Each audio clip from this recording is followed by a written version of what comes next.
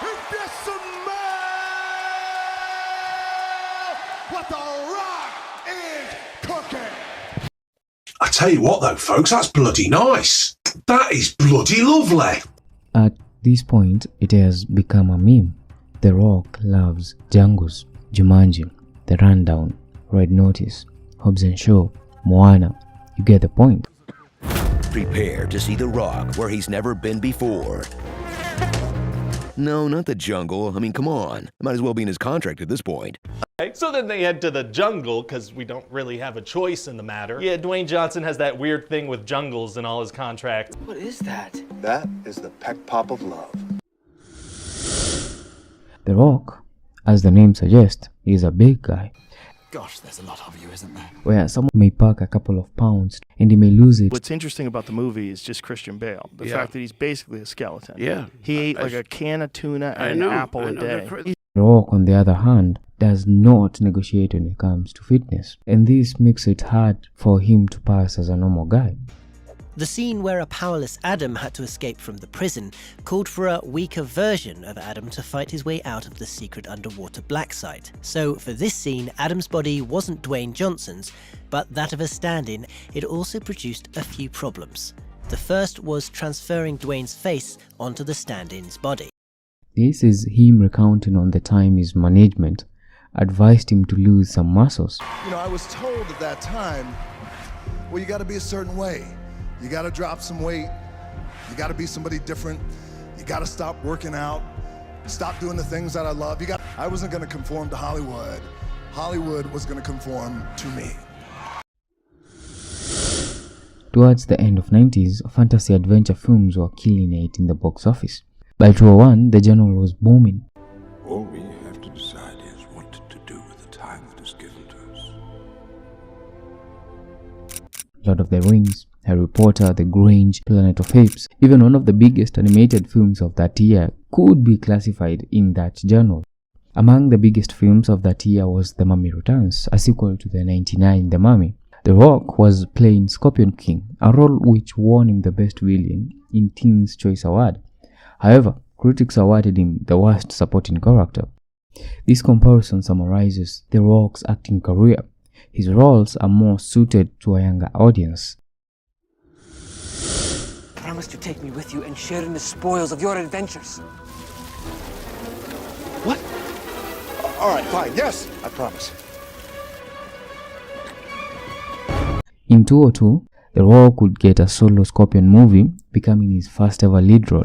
So I get back to my hotel room that night. I get on the phone with my agent, and he goes, listen, I've got great news for you. I said, what? He goes, they're watching the dailies, and they want to turn this character that you're playing into its own movie. They want to give you your own movie. Considering the film was a spin-off from The Mummy, the movie was a moderate box office success.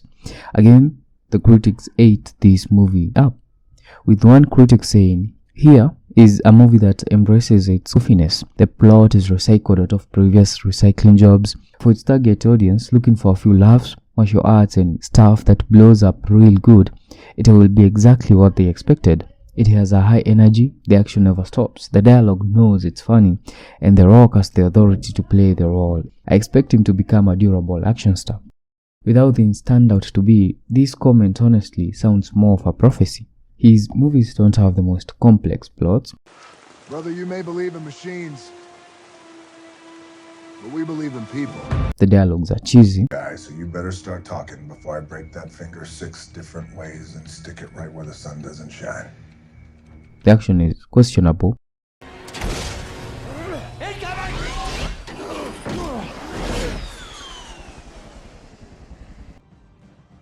Daddy's gotta go to work.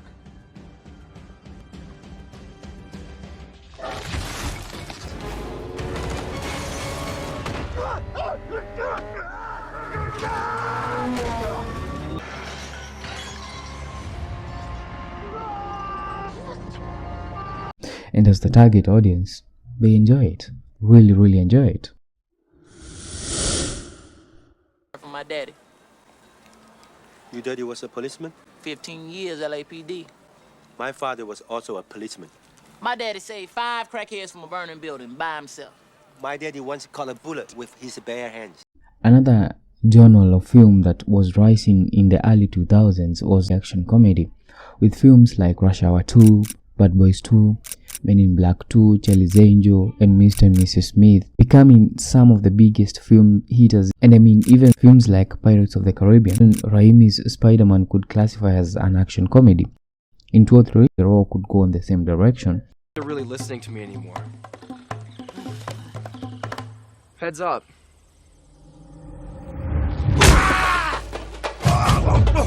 The Rock in the movie plays a bounty hunter that is assigned to retrieve his boss's son from Brazil. Upon getting there, he realizes that the son has discovered a missing artifact. And honestly, the plot of this film could fit so many Rock's films. With the invaluable help of your associates, you must use your complementary skills to return the jewel to the Jaguar's eye.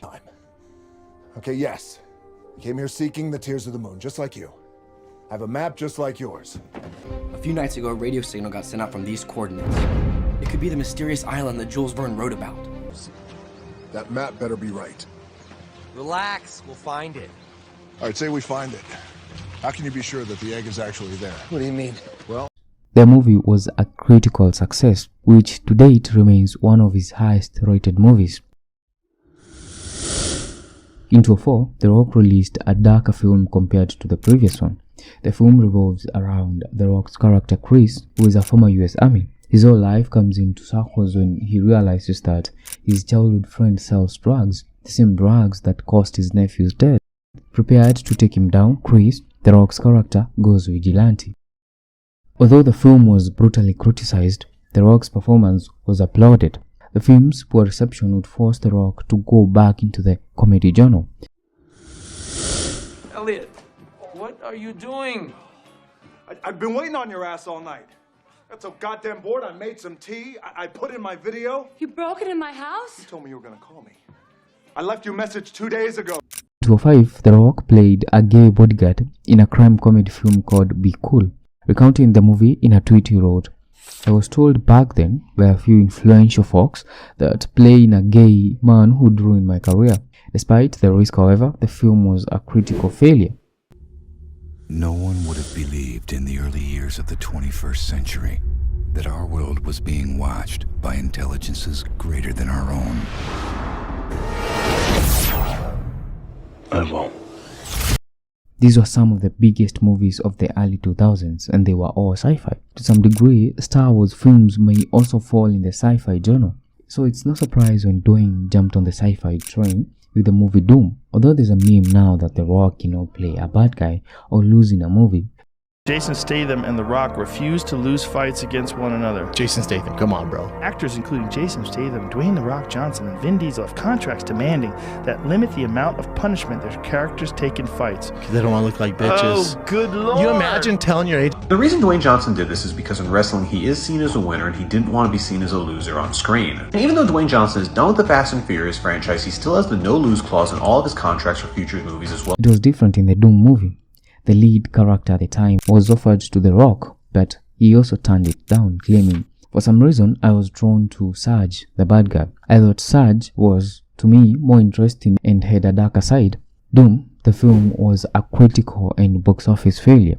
Despite the failures of Doom, in 2006, The Rock collaborated with Richard Kelly, a director who was riding high in the success of Donnie Darko, for a sci-fi film called Southland Tales. The film was and still received with a mixed review. I've never considered committing suicide. I'm a pimp. With comedy being particularly his strength, The Rock would star in a spy action genre, Get Smart, featuring some of the biggest comedians. Use the copier? Yeah. You left it jammed. So, why don't you unjam it? Just open the door, read the instructions. Is this your stapler? Yeah. You want me to show you how to use it? No. Oh! Towards the end of 2000s, adventure films were starting to pop up again. Hey, watch out!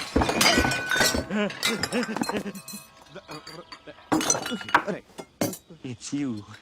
Indiana Jones, Twilight, Madagascar, The Mummy, Harry Potter, Alice in Wonderland, and of course, biggest of them all, Avatar. The Rock could hop in the trend with the Race to Witch Mountain. The Rock plays a taxi driver who must get aliens to their spaceship on Witch Mountain before the government agents and assassins can catch up to them. The film, once again, was a commercial success, grossing over 100 million. My brother and I are not from your planet. You don't look like aliens. What does an alien look like? Like little green people with antennas and take me to your leader, Earthlings. The same year, The Rock would star in his first ever animation. Planet 51 is somewhat of a reverse E.T. I am the alien trying to get back to my ship.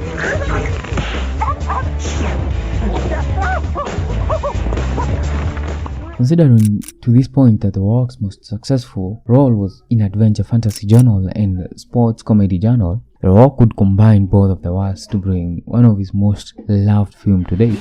Derek Thompson. He doesn't believe in fair play. Meet the future of our franchise. My tooth is gone, but there's no money. Tess, let's just get this out of the way. There's no such thing as... Oh, here it is. But he's about to receive Mr. Thompson, you, sir, are guilty of killing dreams. the ultimate penalty. The film was a massive success, once again crossing past the $100 million mark. The same year, The Rock had a small role in a buddy cop film, The Other Guys. And although he was not the star in the film, it's surely defined his career because that's what he's known for these days. Central Intelligence, Jumanji, Hobbs & Shaw, Red Notice, Django Cruise are films that technically fall in the buddy comedy movies. I will beat your ass like a Cherokee drum. Maybe one day we'll find out. Oh, you better. The Rock would end the year with a darker action film, Stardom, in which he plays a small-time criminal who avenges for his brother's death. Although not overly positive, the critics were not quite harsh on this movie, particularly Dwayne's character. However, the movie was a financial flop, which was once again a painful revelation that his films are profitable if they are targeted to a younger audience. At the beginning of the decade, it was evident that franchises were taking over Hollywood. Looking at the top 10 highest grossing movies of 2000, only one was a sequel. Expand that list to top 20, only 2 movies are sequels. Fast forward to 2010, 6 of the biggest films of that year are either sequels or part of franchises. So The Rock's safest option to survive in the 2010s was to hope in a franchise, either that or make his own. So tonight, I just wanted to send a message to Hollywood producers out there who are looking to beef up their next sequel. I'm available. In 2010, after the massive success of heist movies like Ocean's 11, the Fast and Furious team was planning to have its next film go in that direction. Sullivan. Are you crazy? Do you know whose money are you stealing? We ain't stealing that. The FBI character Hobbs was supposed to be played by Tommy Lee, but fans asked for Dwayne "The Rock" Johnson. And above all else, we don't ever let them get in the cars. It was the 7th biggest movie of that year. After boosting the success of Fast 5, The Rock this time would push the Journey franchise to new heights. A few nights ago, a radio signal got sent out from these coordinates. It could be the mysterious island that Jules Verne wrote about. You think you're gonna travel halfway around the world and meet up with some lunatic who's messing around on ham radio? It's not some lunatic. It's my grandfather. He's been looking for Mysterious Island for over half of his life. At this point, The Rock had identified the blueprint to his career. Find an action or an adventure fantasy franchise, play a big, charismatic good guy, and watch him rock the box office. Feels right to me because I've actually been in a lot of sequels and I have added some extra oomph to franchises like The Mummy, Journey to the Center of the Earth, G.I. Joe, and of course, The Fast and Furious. And some folks in the industry have even referred to me as Franchise Viagra. In 2013 alone, he worked on 5 films. Of the 5 films, 2 were from 2 of the biggest franchises movies, G.I. Joe and Fast and Furious. These movies smashed the box office. In early 2010, fiction adventures movies were making comeback. These are films like superhero films and the likes of Hobbits, Pirates of the Caribbean, and of course The Hunger Games.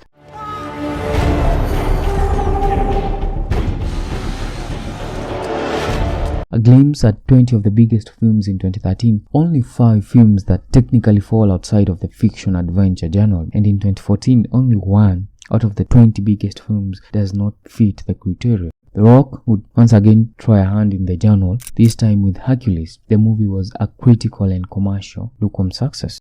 However, Dwayne's failure would not haunt him that much because Fast and Furious would once again come to his rescue. The same year, The Rock would indulge into disaster journal for the first time. The man's ice, man. He's got ice running through his veins. There's nobody I'd rather have in extreme situations than Dwayne. With just 2 films, The Rock in 2015 alone grossed close to $2 billion. And if 2015 was a good year for Dwayne, 2016 was even a better one. He only starred in 2 films that year. Ow! Sorry, Jet. Hate or love him, Kevin Hart is a star who makes his co-stars funny. Well, this is a good question. Why is Dwayne Johnson called The Rock? Well, He's stupid. what do you mean I'm Because stupid? of your IQ. That's what that, remember? What do you mean Dumb as a remember? rock. Nah, That's what see, it was. no. That Dwayne is dumb as a rock. No, don't say it loud. There's a lot of people here. Don't say that loud because they will leave with that impression. What is the real answer? Got it in the bedroom. Okay. You know what I'm saying? How you like that? The film was a critical and commercial success. The Rock would end the year in an absolute banger. To date, the film stands as his highest-rated movie. With 3 big hits in 2 years outside the franchise, you can see why The Rock was confident to walk out of the Fast and Furious franchise. The Rock and Vin Diesel couldn't be on set at the same time. They hate each other so bad. Like, shoot it so it looked like someone was there. They hate each other so much. However, despite the drama, Fate of the Furious was the third biggest movie of 2017. For so many years, The Rock was so determined to have his own led franchise, and Baywatch could be his film. Well, the film flopped so bad that the sequel was cancelled. After failing to kickstart his franchise, one film came to his rescue. In order to finish the game, you got to complete all the levels. The levels are going to get harder as we go along. We complete the levels. Spencer, do you even know where we're going? Kinda. Kinda? A film that plays to his strength. Weakness. None.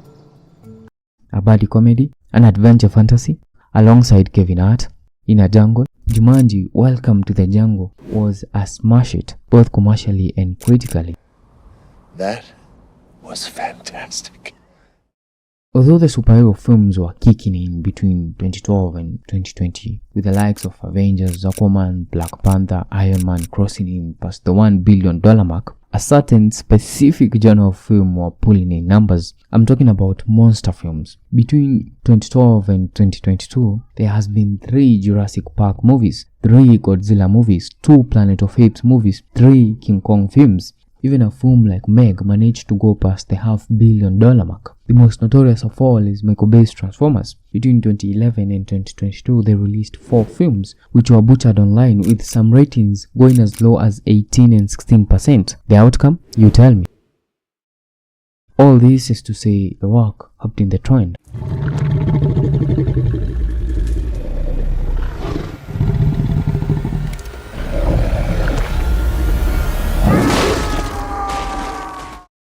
After his best year to date, The Rock would team up with Brad Pitt, a director he had previously worked with on Mysterious Island and San Andreas, to bring exactly what I detailed.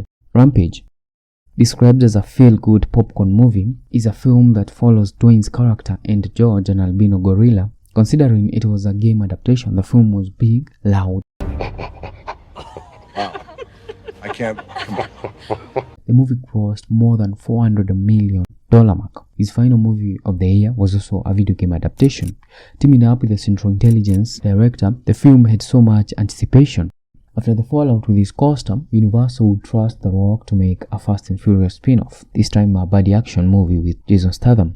Directed by the John Wick and Deadpool 2 director, the movie was a success, only missing out on the top 10 movies of 2019. The 10th spot, however, would go to The Rock's Jumanji: The Next Level. Would you look at me? I'm back! Although not scaling to the height of its predecessor, the Jumanji sequel was a critical and commercial success.